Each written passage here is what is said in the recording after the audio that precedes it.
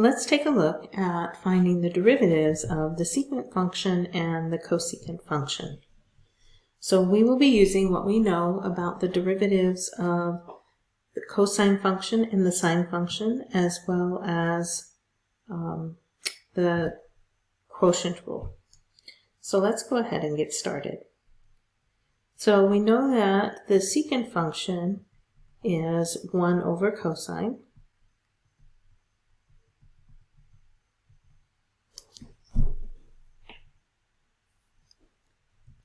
And now this looks like a quotient, so we will use the quotient rule.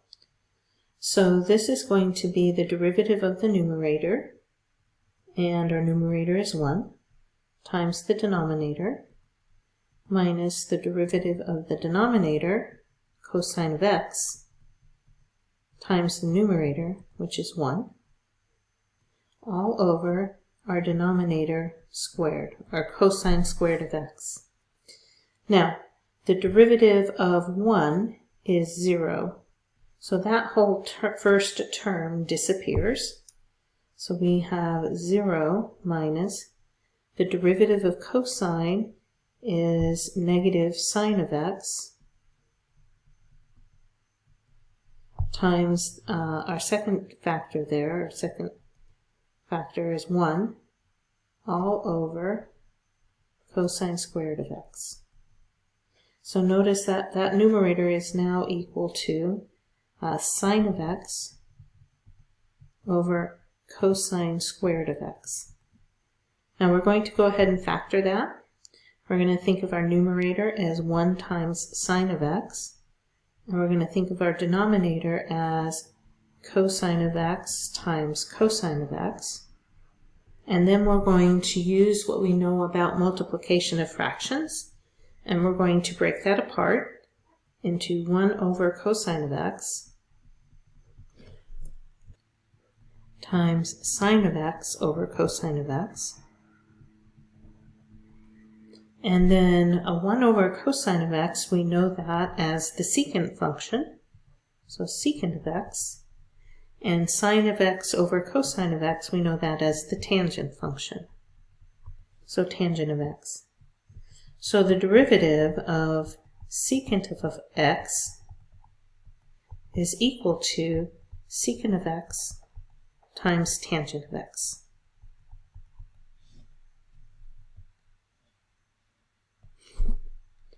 Now we'll follow a similar process here with our cosecant function.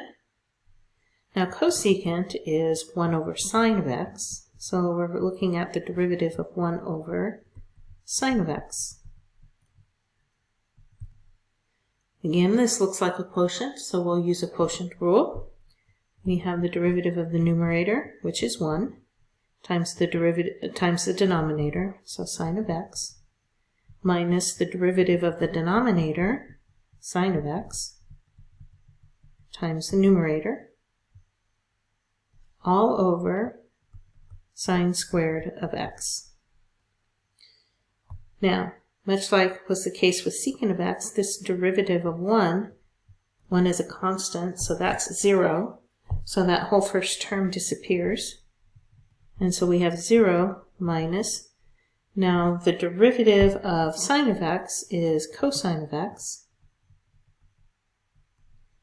times the 1 over sine squared of x.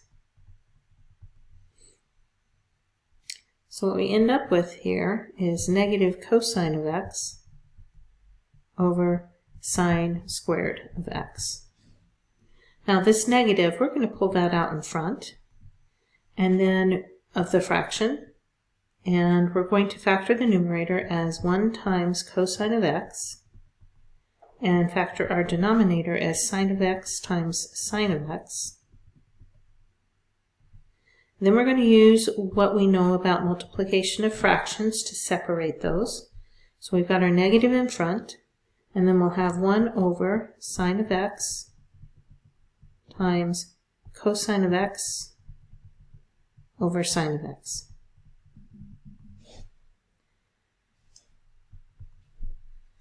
We have our negative out in front. We know 1 over sine of x as cosecant of x And we know cosine of x over sine of x as cotangent of x.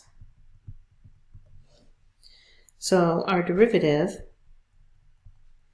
is cosecant of x is equal to negative cosecant of x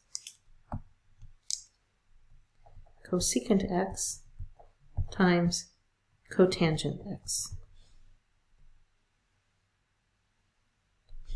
I hope this helps.